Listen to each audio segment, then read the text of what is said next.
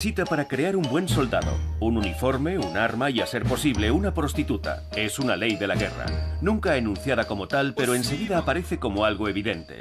Es un daño colateral o una cuestión sin importancia. Allá donde haya soldados, siempre habrá una casa de citas. Los estados mayores siempre se han encargado de garantizar el descanso del guerrero. Se podría pensar que son reminiscencias del pasado, de aquellas aventuras coloniales donde el burdel, sobre todo el militar, formaba parte de un cierto folclore. Pues no, la guerra sigue siendo cosa de hombres poco escrupulosos con la vida de las mujeres. Los conflictos más recientes han vuelto a demostrarlo. Me enteré de que en Srebrenica, un sitio que de verdad yo no creo en Dios, pero si existe, jamás ha pisado ese sitio. Huele a muerte. Pues bien, en ese sitio en el que no había nada de nada, durante la guerra había un burdel.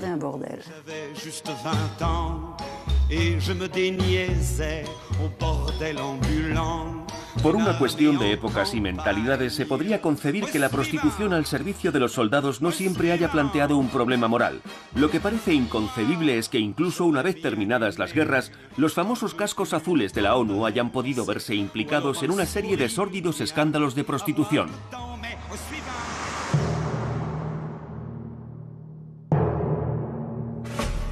Los hombres siempre serán hombres. Es lo que nos han contestado cientos de veces cuando preguntábamos cómo se podía justificar la prostitución organizada con total impunidad para reconfortar a los soldados. Hemos empezado a cuestionar esta extraña tolerancia haciendo un repaso de la historia colonial de Francia. En los años 50, ¿sabe el contribuyente francés que una parte de sus impuestos sirve para financiar los burdeles militares? En Indochina, en Saigón, asistimos a un verdadero despliegue, tanto en las calles como en un inmenso burdel militar en forma de cuartel conocido como el Parque de los Búfalos. El gobierno decidió crear este Parque de los Búfalos para canalizar la prostitución y ofrecer, en sus palabras, un servicio impecable al soldado. Cuando el ejército se enfrenta a una situación en la que los hombres no pueden acceder a las estructuras tradicionales, instaura lo que se conoce como burdeles militares de campaña. Durante 7 años, Francia va a tener que enviar hombres, material y municiones a 13.000 kilómetros de su territorio. El ejército tiene el privilegio de ser el único proxeneta legal tras el cierre de los prostíbulos después de la guerra. Y este proxeneta oficial nunca ha escatimado esfuerzos para reconfortar a sus hombres. Hasta tal punto que los burdeles estaban incluidos en el esfuerzo de guerra, algo que quizá podríamos llamar el arte francés de la guerra.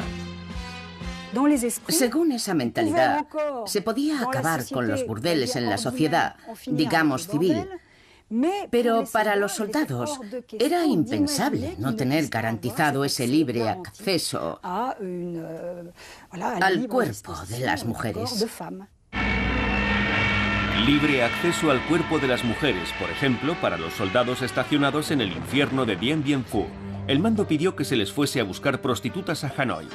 Pero cuidado, el uso de la prostitución no podía mancillar la reputación del ejército ni empañar la imagen de los héroes de Francia.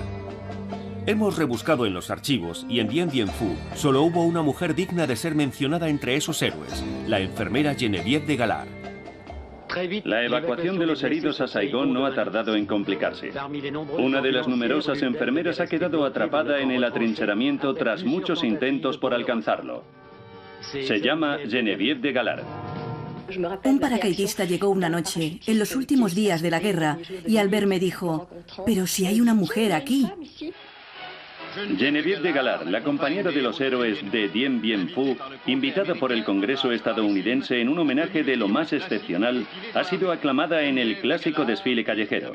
Los americanos dicen de ella que es el ángel de Dien Bien Phu.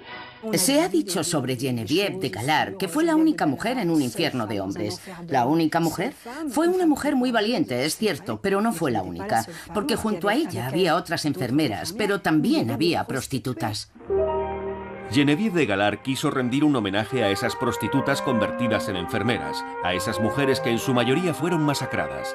Pero la obligaron a callarse. Le dijeron: tiene que comprender que los burgueses de París no saben que existen los burdeles militares, no hay que contarles demasiado.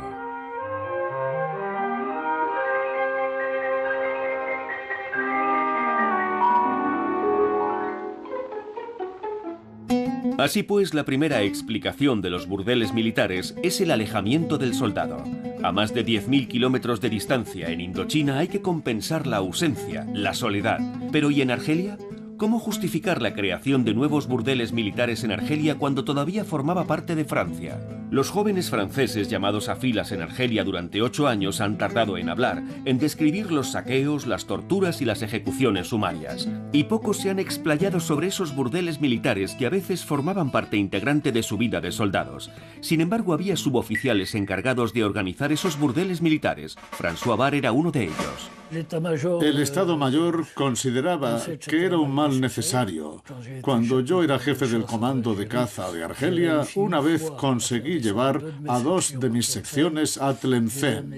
Los llevé a la plaza de Tlemcen y les dije, ahí enfrente tenéis 2 bares y entre los 2 bares hay un burdel.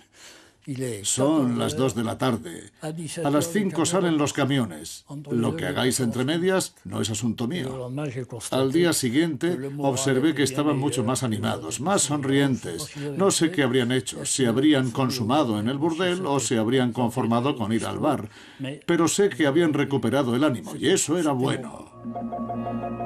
Claude Gerard era enfermero militar en Argelia. Una de sus misiones consistía en hacer controles sanitarios 2 veces al mes a las prostitutas de los burdeles militares. Estaban realmente integradas en el regimiento. Tampoco diré que estaban al mismo nivel que el cuerpo de ingenieros militares ni nada de eso, pero sí que formaban parte del regimiento. El ejército, y concretamente el Servicio de Operaciones Psicológicas, instauró un reglamento muy preciso. Los burdeles militares de campaña formaban parte de esa categoría. El objetivo era remontar el ánimo de los soldados. En Argelia, las autoridades militares hicieron cálculos. Había que reclutar a una prostituta por cada 100 hombres, más o menos. Como estos prostíbulos estaban bajo el control directo del ejército, no se dejaba nada al azar. Todos y cada uno de los detalles de su organización y su funcionamiento, hasta los más sórdidos, habían sido minuciosamente previstos. Los burdeles militares de campaña, como el de Béchar, eran inmensos. Evidentemente se reservaba una parte del espacio de los cuarteles para los burdeles. Se sabe que las chicas estaban allí, dormían allí, vivían allí y hasta cocinaban allí, o sea que debía de ser duro. Había unas habitaciones donde recibían a los soldados, los oficiales y los suboficiales. Recuerdo que por dentro estaba totalmente cubierto de azulejos verdes. Había un bar y 2 o 3 habitaciones. Había 2 regimientos, el segundo regimiento de cazadores africanos, que era el mío, y el tercero de coraceros, que era el otro regimiento. Eso eran varios cientos de hombres. Y las chicas tenían mucho trabajo. Unos 60 polvos diarios. Era como ir al matadero. Cuando les tocaba trabajar, hablando en plata, echaban un polvo cada 10 minutos. Y los días en que estaba abierto el burdel, lo hacían casi ininterrumpidamente todo el día. Era un gran edificio, una sala grande donde habían construido unas barracas con telas que no llegaban al suelo y sin techo. Estaban solo cerradas con unas cortinas. Debían de medir un poco más de 2 metros por 3. No había agua corriente. Tenían jarras y palanganas, una cama y una mesita. Todo muy escueto. Y el personal femenino eran mujeres de una cierta edad. Quizá estuvieran bien para los tiradores senegaleses, pero nada más verlas, mi capitán dijo, esto no es lo suficientemente glamuroso para mis soldaditos. Hay un reglamento muy preciso en relación con las tarifas, por supuesto. Con el número de horas de trabajo al día, o con la rotación entre soldados, oficiales y suboficiales, porque nunca frecuentaban juntos a las mujeres. Los soldados rasos tenían el primer nicho horario. Los suboficiales tenían el siguiente, después de medianoche. Y si los oficiales honraban a Madame Sobeida con su presencia, eran recibidos el resto de la noche. Después de varias semanas pateando el desierto, siempre se agradece una semanita en Argel. Esta realidad dista de lo que el ejército accede a enseñar cuando habla del ocio de sus hombres en Argelia. Los soldados salen impecables. Las escapadas entre camaradas se desarrollan en un ambiente de lo más cordial. En el bar beben leche y hasta se ruborizan un poco delante de las chicas. Evidentemente no se podía mostrar a los soldados haciendo cola en el burdel militar, y las autoridades prefieren ignorar los informes que aseguran que el ejército es el principal lugar en el que se consolida el hábito y la necesidad de la prostitución. Pero todo lo bueno tiene un final. Los comandos regresan a la base aérea donde les espera una buena noticia. Al día siguiente tendrá lugar una operación aeroportada. La otra justificación oficial de los burdeles militares, aparte del aislamiento del soldado, es el argumento sanitario. Hay que preservar la salud y la vitalidad de los soldados a toda costa. El Estado Mayor no se conforma con fomentar el deporte entre los chicos. Se les advierte de los riesgos de las relaciones sexuales no controladas. Esperamos que lo hayas comprendido y que tomes las precauciones necesarias. El enfermero controlaba el estado de los clientes, antes y después, para ver si tenían derrames, si podían haber contraído algo y para evitar que ellos contagiaran a las chicas. Las mujeres son conscientes de que para trabajar necesitan un certificado médico que demuestre que están sanas, según la terminología de aquella época. Yo era el responsable de las chicas del burdel militar de campaña. Periódicamente les hacíamos un examen completo, cada 2 meses más o menos. Cuando llegaban los resultados de las pruebas, se apartaba inmediatamente a las chicas que presentaban algún tipo de enfermedad.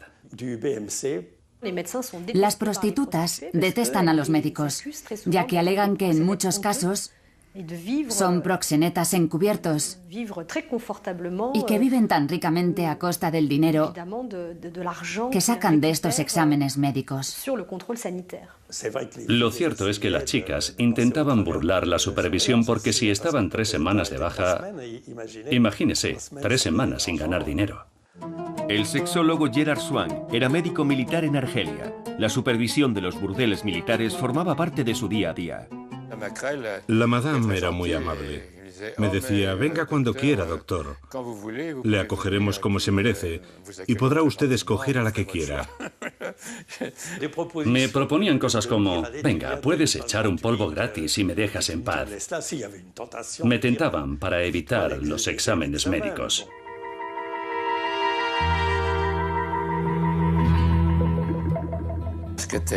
Lo gracioso era ver llegar a esas señoras a los exámenes, con la vagina y el cuello del útero, no diría como los chorros del oro, pero tan desgastados que era muy difícil encontrar material para hacerles un frotis. Por lo general usaban preservativos.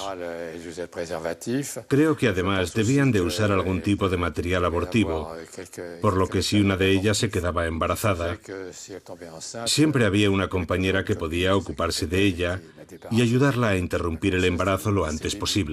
Sabemos que había una mortalidad muy alta, que de hecho podía deberse a diversos factores. Podía deberse a las enfermedades, al desgaste y también a los maltratos. Precisamente el 4 de enero de 1961, una prostituta sufre un grave accidente en el burdel militar de Turén. Por falta de personal profesional, habían conseguido reclutar a jóvenes autóctonas, a muchachas árabes, usando medios más o menos dudosos, lo que dio pie a una serie de escándalos, porque entre ellas había menores. Pero todo aquello se acabó tapando. Hubo una menor que sufrió un accidente extremadamente grave en el marco del burdel militar de Turén. Una perforación de matriz, una perforación del útero, a consecuencia de las relaciones sexuales extremadamente repetidas y violentas. Era inhumano volver a ponerla en circulación. La opinión pública se indigna, pero sigue sin aparecer nada o casi nada en los libros de historia. El ministro de Defensa recibe informes sobre el caos en el que están sumidos los burdeles militares del norte de África. Le advierten de la corrupción de menores en la que se incurre para paliar la falta de efectivos, de la existencia de cajas negras y de los ritmos de trabajo infernales. Tras el escándalo de Turenne, las autoridades militares se limitan a anunciar que la legislación francesa no afecta a las mujeres indígenas ni a sus empleadores, ya que ejercen la prostitución siguiendo sus propias costumbres y tradiciones que se extinguirán con la emancipación de las antiguas colonias francesas. Paralelamente, Francia se enfrenta a una demanda cada vez mayor de mujeres por parte de los soldados. Y es que hasta 1966, en el marco de la OTAN, el ejército americano dispuso de bases como aquí, en Évreux. Este hecho modificó considerablemente la atmósfera de la apacible prefectura del departamento de Eure.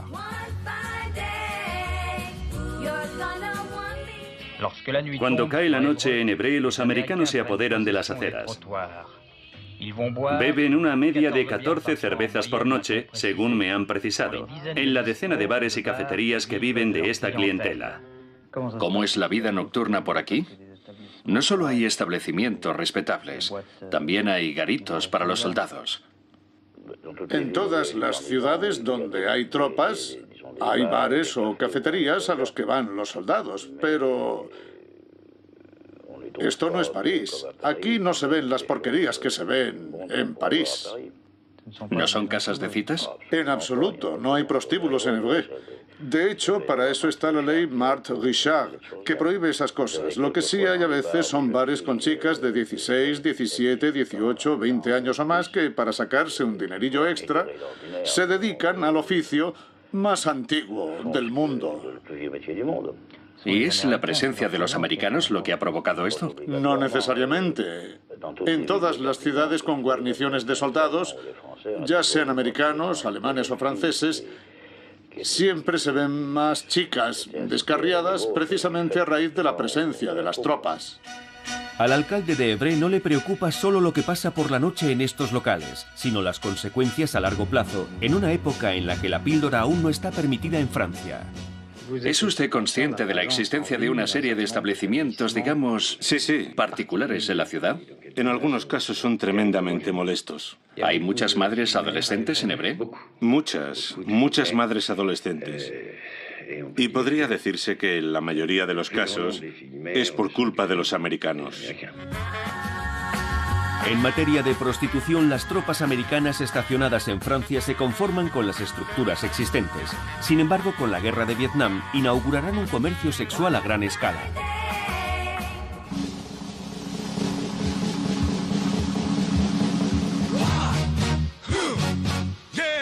Estados Unidos no puede conformarse con el aspecto artesanal y chapucero de los burdeles militares franceses. Necesita una organización a prueba de balas, un plan de desarrollo, una financiación, en definitiva, un proyecto a gran escala que genere un rendimiento máximo. 40 años más tarde, John Kedgwick es uno de los pocos veteranos de Vietnam que está dispuesto a contar sus aventuras en los burdeles militares. Este ferviente militante pacifista vive en una pequeña y apacible ciudad de Nueva Jersey. Ha accedido a contarnos todos los aspectos de su sucia guerra. Yo no quería ir a Vietnam ni alistarme en el ejército.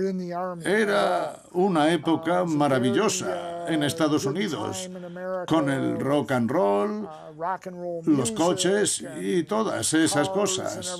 Yo estaba metido en toda esa escena y no quería tener que cortarme la melena para entrar en el ejército.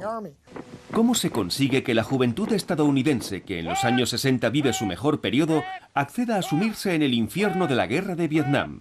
Para estos soldados arrancados a su hogar y a sus referentes, el ejército tiene que inventar distracciones que les permitan olvidar, al menos temporalmente, durante los permisos, la proximidad diaria con el horror y la muerte.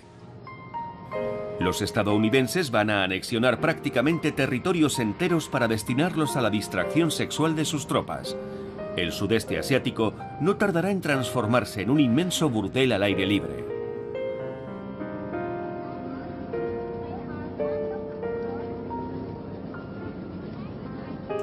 Había tipos por todas partes que te enseñaban unas cabañas muy bonitas y te decían, ¿quieres una chica? ¿Quieres una chica? Y nosotros íbamos porque era agradable pasar 5 días con una chica. El humor negro suele ser el arma de los débiles. Hoy los vietnamitas colocan a las llamadas chicas de bar en el primer peldaño de la escala social gracias a la magia del dólar, tan fácil de ganar.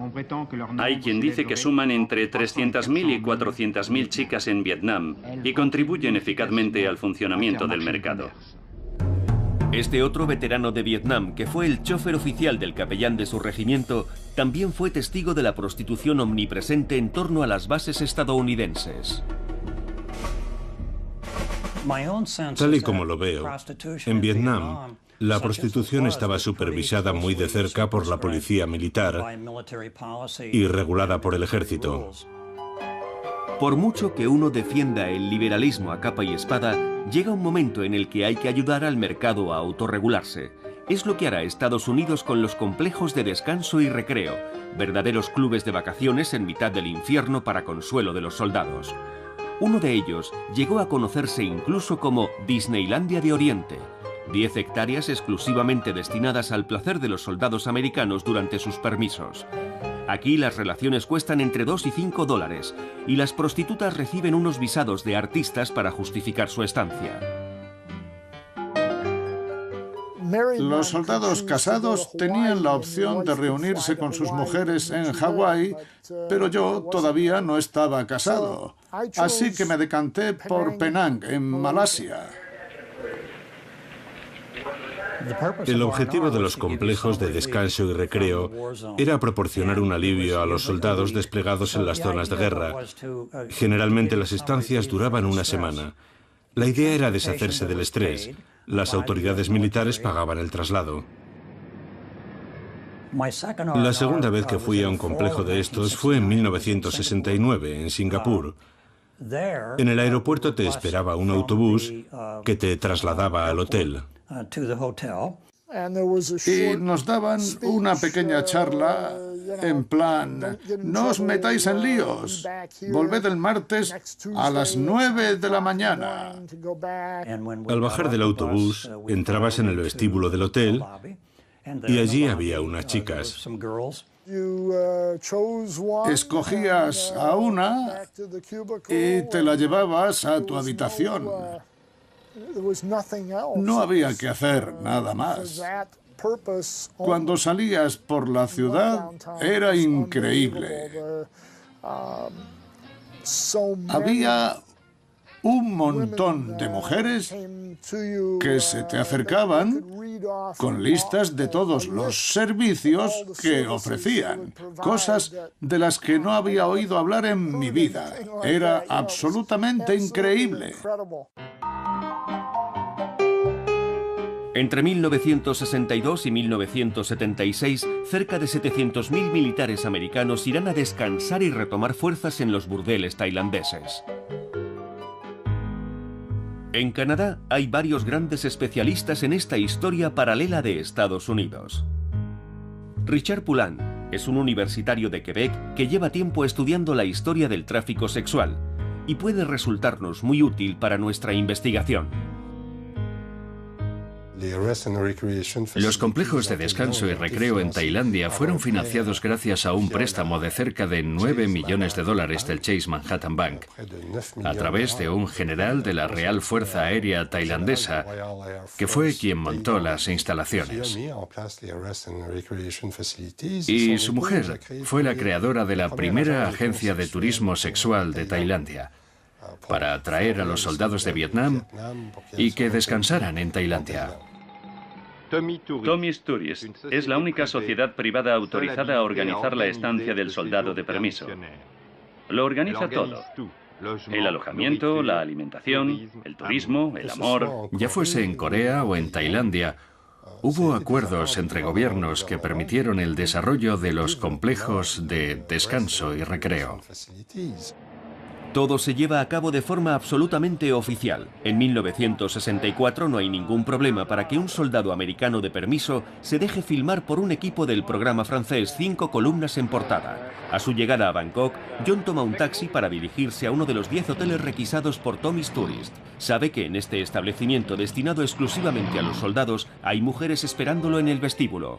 Dentro, 60 chicas detrás de un escaparate. Basta con pronunciar el número que llevan en el pecho para escoger a una. Por favor, quiero un whisky con soda y una chica guapa.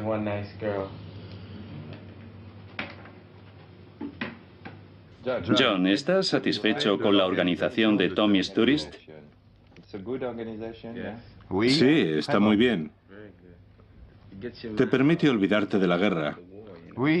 Vienes aquí, te relajas durante 6 días, te olvidas de todo. Está muy bien. No piensas en nada. Hay un montón de chicas. Chicas guapas. Me gusta.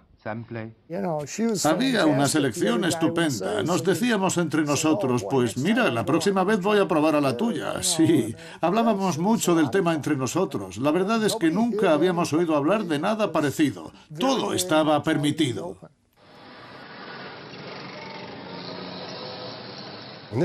Se estima que en 1957 había cerca de 20.000 prostitutas en Tailandia. En los años 60 se estima que había cerca de 400.000, con el desarrollo de los complejos de descanso y recreo. Lo cierto es que en Tailandia asistimos a lo que denomino prostitucionalización del tejido social. Por un lado, la responsabilidad recae en parte en el ejército americano y su gobierno, además de los bancos, y por otro lado, en las élites tailandesas, porque les beneficiaba mucho enriquecerse mediante este sistema de complejos de descanso y recreo. El Banco Mundial y el FMI sugirieron a Tailandia que reciclase su economía, porque la guerra de Vietnam ya había terminado y las divisas fuertes que estaban recibiendo con los soldados americanos que venían a pasar un buen rato en Tailandia iban a desaparecer. O sea que tenían que reconvertirse. Les sugirieron que desarrollaran la industria del ocio y el entretenimiento. Se daba por hecho que no iban a ponerse a construir Disneylandias. Todo el mundo entendía lo que querían decir. No podían dejar pasar una fuente de ingresos semejante, así que reciclaron a las prostitutas en tiempos de paz y desarrollaron lo que se conoce con ese eufemismo tan bonito de turismo sexual. Por aquel entonces el primer ministro explicaba que había que sacrificar a una generación entera de mujeres en nombre del desarrollo económico del país. Pues bien, van ya unas cuantas generaciones de mujeres sacrificadas.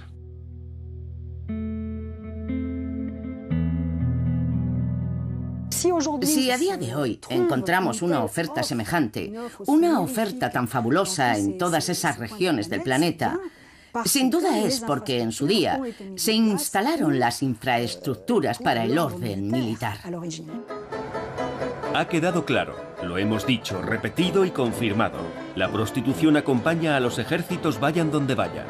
De una forma más bien improvisada, como en Indochina o en Argelia, o de una forma un poco más profesional y hasta industrial, como en Vietnam. En todos los casos, el ejército siempre sabe hacer de proxeneta en nombre del confort y el bienestar de sus soldados. Al parecer no se puede hacer nada para evitarlo. Nos lo han dicho 1000 veces en todos los idiomas. Los hombres siempre serán hombres, solo que de unos años a esta parte han cambiado las tornas. Los hombres a los que ofrecen prostitutas ya no son soldados que conviven a diario con el horror, hombres aterrorizados y faltos de cariño. Se ha organizado la prostitución a gran escala para los ejércitos de paz. Durante la guerra había campos de internamiento, secuestros, asesinatos, pero después de la guerra nos encontramos a cargo de 14 o 15.000 hombres, y fue entonces cuando surgió toda esa clase de problemas.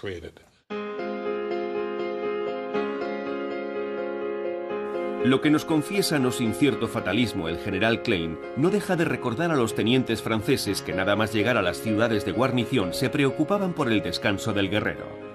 En el norte de Bosnia, una mujer ha descubierto que las fuerzas de paz no han tenido que acudir para ello a las autoridades locales. Les bastaba conocer la vista gorda sobre los peores tráficos sexuales, con tal de que el bienestar de sus tropas estuviera garantizado. Me llamo Mara Radovanovic.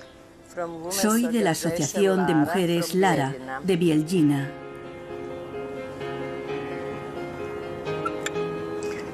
Aquí hay una gran base militar rusa. Siga todo recto. También había muchos clubes. Puede aparcar por aquí, a la sombra. El nightclub.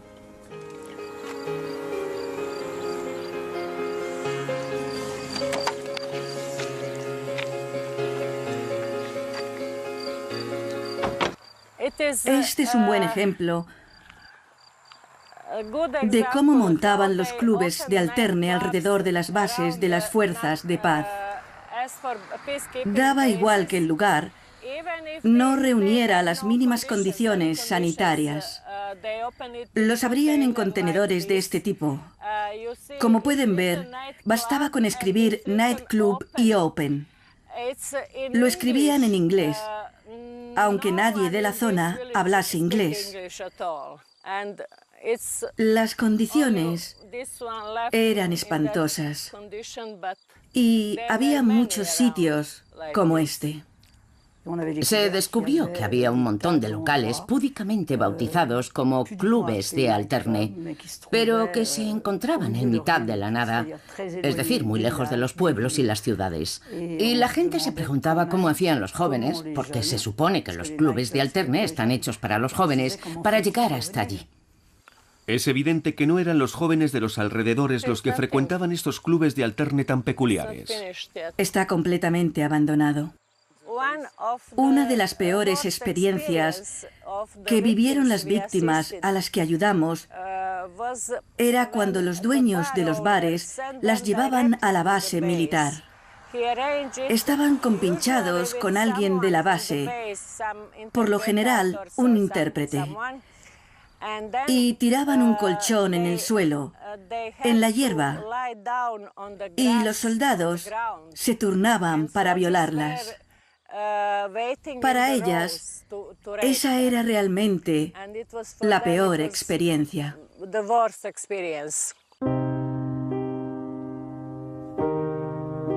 Alrededor de las bases de las fuerzas de paz también se encontraban establecimientos más confortables como este.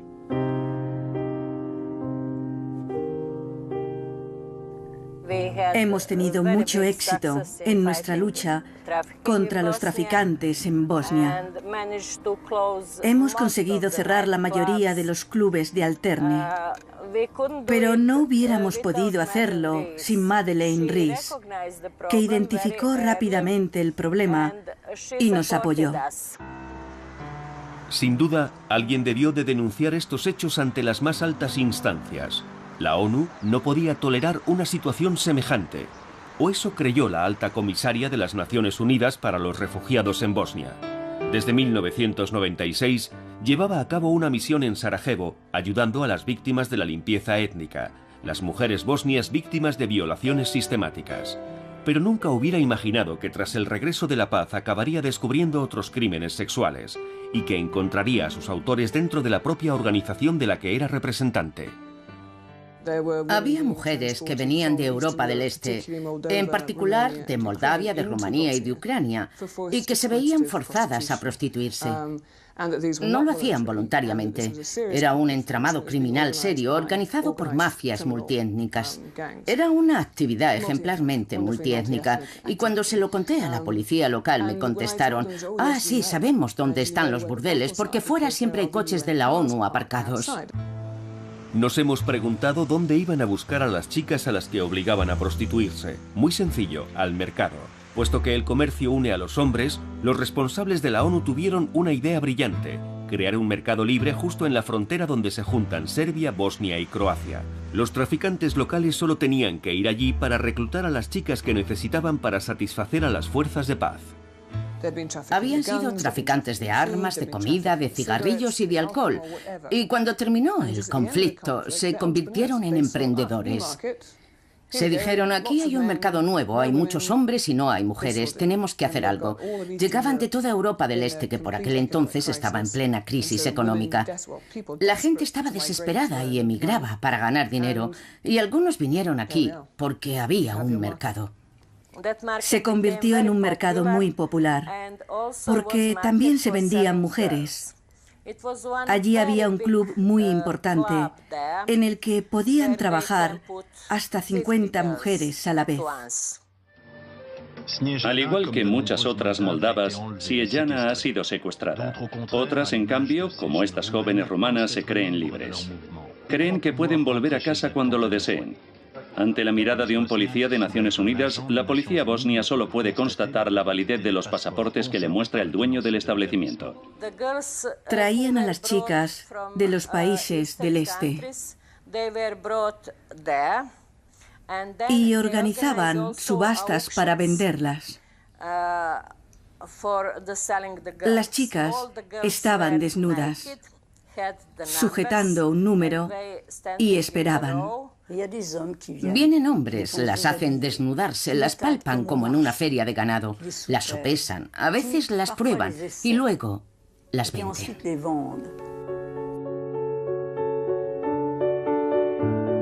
Entre 1995 y 2001 había más de 500 burdeles como este. Burdeles que no existían antes de la llegada de los soldados y policías de la ONU. Según el informe que redactamos, había 2 investigadores rumanos de la Fuerza Internacional implicados en el tráfico de mujeres en Bosnia. Vendieron mujeres a organizaciones criminales. También se dio el caso inverso. Hubo casos, que yo sepa, 2 por lo menos, en los que los oficiales de la ONU compraron mujeres para llevárselas a su apartamento o a su habitación de hotel para su consumo personal. Mi último jefe me dijo: te he comprado por 15.000 francos y ahora vas a trabajar en mi bar para devolverme lo que he pagado por ti. Me obligaban a bailar, a sentarme con los clientes para entretenerlos y luego a acompañarlos a sus habitaciones. Todos los precios estaban indicados. Por ejemplo, una relación sexual normal costaba 50 marcos. El sexo sin protección, 100 marcos. Otras prácticas sexuales, 200 marcos. El sexo con la posibilidad de pegar a la chica, de herirla, ponía que eran 500 marcos. Y así sucesivamente. Y en el caso de que el cliente matara a la chica, pagaba la tarifa máxima, que eran 3.000 marcos. Lo típico era prometer a las chicas un buen trabajo en Europa Occidental con el que podrían ganar dinero. Así es como las engatusaban. A continuación las metían en un coche, las drogaban y se las llevaban a Serbia, donde las alojaban en unas casas centrales que eran casi como granjas ganaderas. Las retenían allí y los dueños de los prostíbulos de Bosnia y Serbia y otros sitios venían a comprarlas a esas casas centrales. Luego las transportaban a través de la frontera de Bosnia. Más tarde supimos que para cruzar la frontera contaban con la ayuda del personal de la ONU o el personal militar.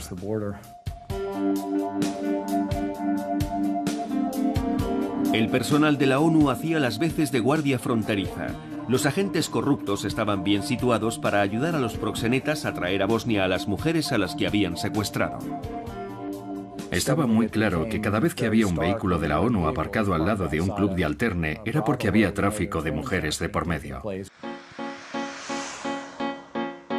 Todos los días, para ir a su trabajo de policía de la ONU, Catherine Volkovac pasaba delante de una posada de lo más tranquila. Todos los días podía ver los coches aparcados con las siglas UN, Naciones Unidas. Un día tuvo que parar allí, no para tomar algo con sus colegas, sino para investigar la muerte de una joven cuyo cadáver había sido hallado no muy lejos de allí, río abajo. 11 años más tarde, Catherine ha regresado por primera vez al lugar de los hechos. Todavía parece conmocionada por lo que descubrió aquel día. Fui al bar Florida porque una muchacha había repetido la palabra Florida varias veces en mi despacho. Fui con un agente de la policía local y pedí a otros miembros de la Policía Internacional de la ONU que me acompañaran. Y cuando llegué a la puerta del bar-restaurante estaba abierta, así que entramos, pero no había nadie, solo unas sillas tiradas en el suelo, como si se hubiera producido una pelea. En la segunda planta había una puerta cerrada con un candado. Llamamos a la puerta, pero no contestaban. Estaba cerrada por fuera, así que quienquiera que estuviera dentro no podía salir. Decidimos intervenir y derribamos la puerta a patadas.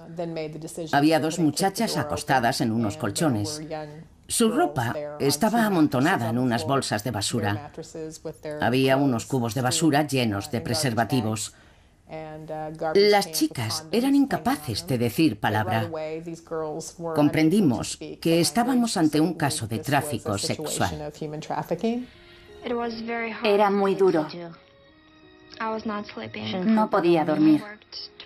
Trabajaba 22 horas al día.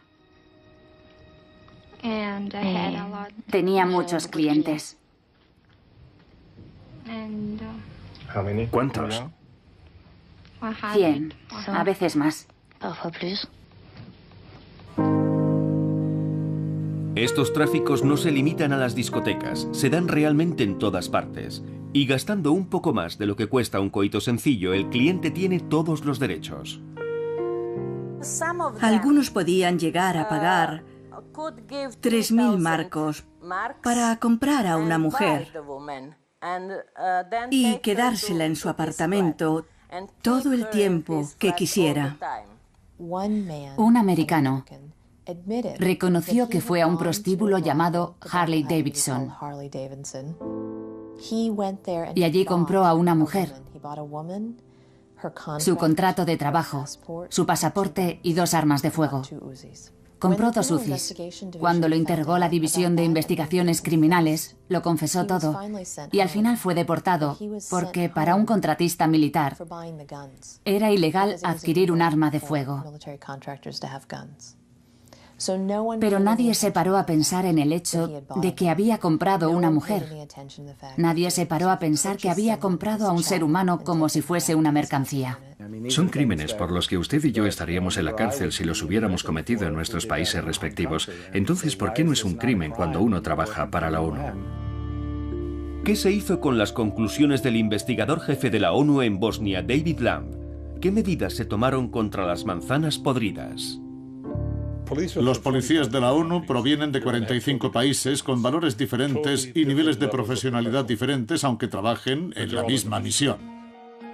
O sea que no hubo sanciones, y es que por lo que se nos dijo, hubiera sido difícil exigir demasiado a unos hombres que se han prestado a mantener la paz en situaciones tan delicadas. Al final siempre es la misma historia. Volvemos al ya clásico apoyo psicológico de las tropas, que justificaba los burdeles militares de la Francia colonial.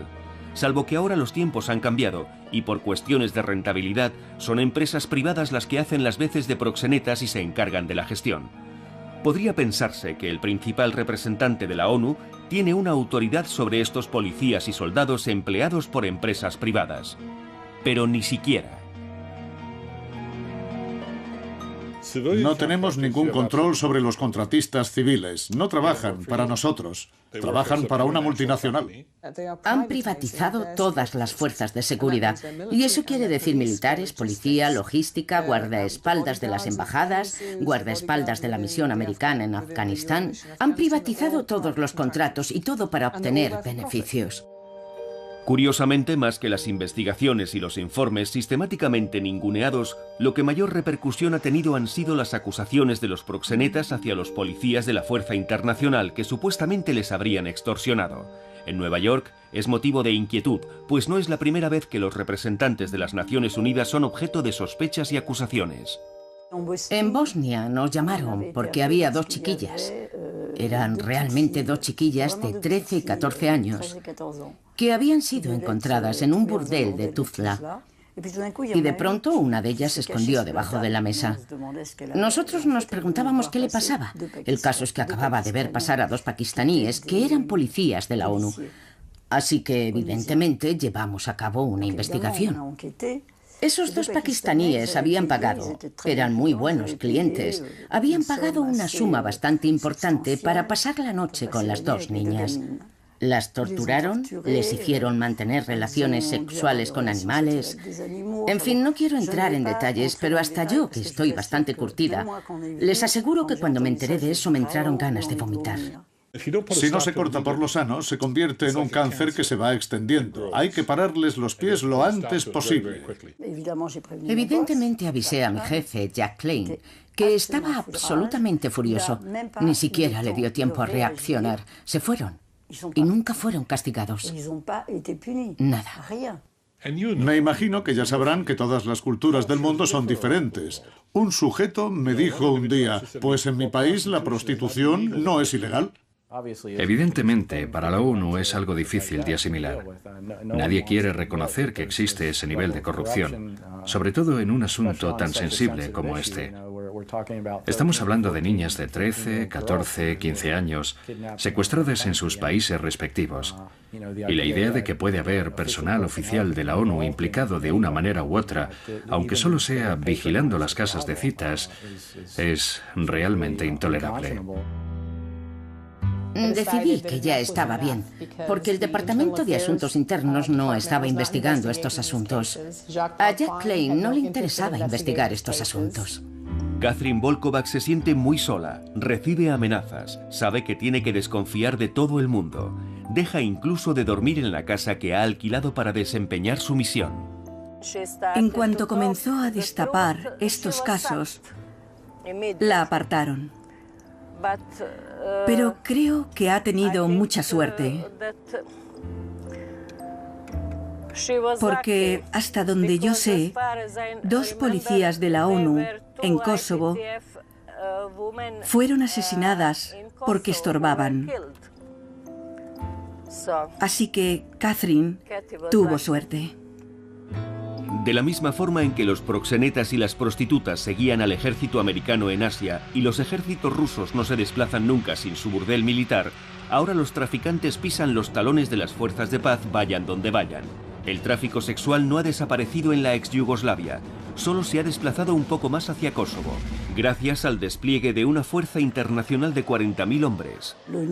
La ONU protege a sus cascos azules y teme que si sanciona a los cascos azules que se portan mal, y los hay que se portan muy pero que muy mal, el país incriminado dejará de enviar cascos azules.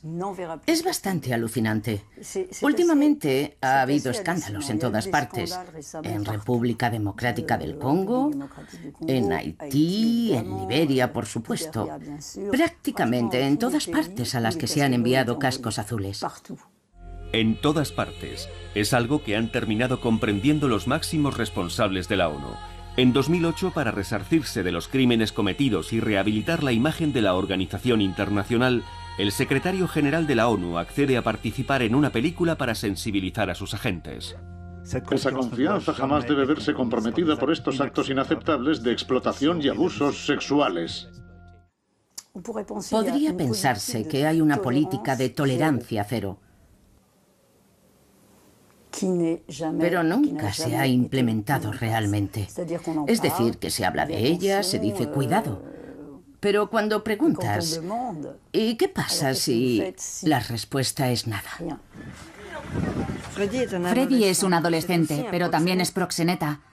Se gana la vida llevando chicas a los empleados de las Naciones Unidas. Su clientela demanda chicas jóvenes, y él las encuentra en los bares y los burdeles de la ciudad.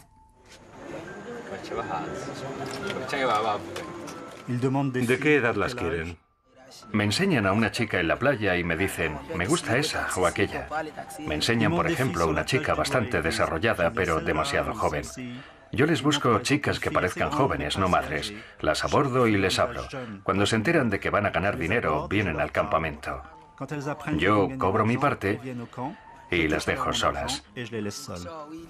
Nos pidieron, a mi organización y a mí, que fuéramos a Haití a abrir un centro para niños de entre 4 y 10 años.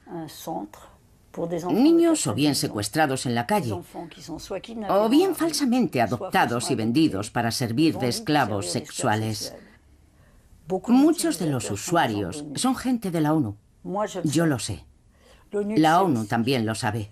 Tolerancia cero, ni hablar. La Primera Guerra del Golfo, la Segunda Guerra del Golfo, Irak, Afganistán. Da lo mismo que las fuerzas de paz, reales o autoproclamadas, hayan sido enviadas por la ONU, la OTAN o cualquier otra alianza. Los ánimos de las tropas están cada vez más bajos. Al igual que antes se iba a buscar prostitutas lejos de la zona de combate en nombre del confort de los soldados en el frente, ahora se está descubriendo que en Irak los empleados de las sociedades militares privadas han utilizado vehículos blindados para traer mujeres a sus compañeros. ¿Qué más se puede decir para demostrar algo que no han dejado de confirmar los testimonios, los expertos, los archivos y los relatos más desgarradores?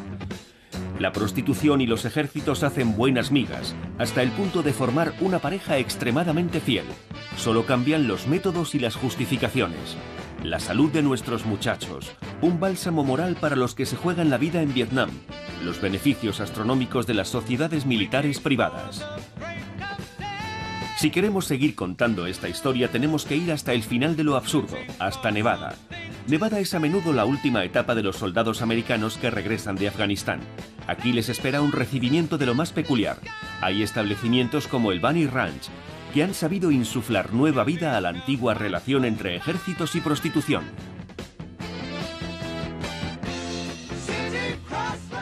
Tengo una clientela muy asidua de soldados. Cuando vuelven del frente, lo único que quieren es estar con alguien y lo más fácil es venir aquí y encontrar a alguien. Están cansados y no les apetece jugar al juego del ligoteo. Vienen aquí para distraerse. Es genial. Y yo se lo recomiendo a todos los soldados estadounidenses que están de permiso, que vengan aquí a sentir la energía que les vamos a dar. Denis Hoff es un emprendedor feliz. Habría podido decirnos lo mismo que nos dijo un proxeneta serbio. ¿Qué tiene de malo vender una mujer? ¿Acaso no se venden futbolistas? Mi sueño es que vengan a verme las autoridades militares y me ofrezcan abrir un burdel en Afganistán para cuidar a nuestros héroes. Mis chicas estarían encantadas de ir a Afganistán para cuidar a nuestros soldados. ¿Qué me decís? Por supuesto, estaría encantada. Es lo que hay que hacer. Por favor, América, si me lo pides, yo mando a las chicas a Afganistán. Tenemos alcohol, chicas, y daremos a los soldados más razones para luchar mejor y ganar la guerra.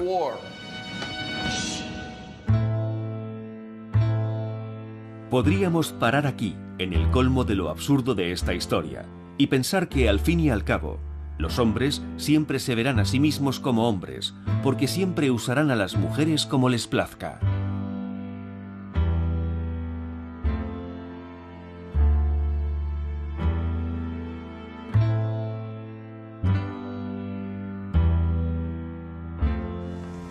También podemos infundirnos un poco de esperanza, recordando que hay ejércitos que han pasado la página de los burdeles militares coloniales y que hoy se han impuesto unas reglas estrictas, y que las hacen respetar incluso en Kosovo, donde desde 1999 no han parado de surgir denuncias de tráficos sexuales. Hay que rendirse ante la evidencia, una extraña evidencia.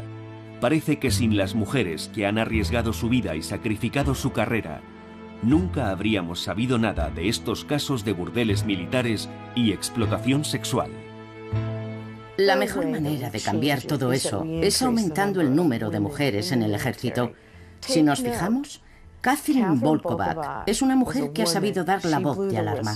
Madeleine Rees también es una mujer, y aunque ese papel no les corresponda solo a ellas, las mujeres pueden aportar realmente una respuesta diferente a estos problemas y cambiar el curso de las cosas.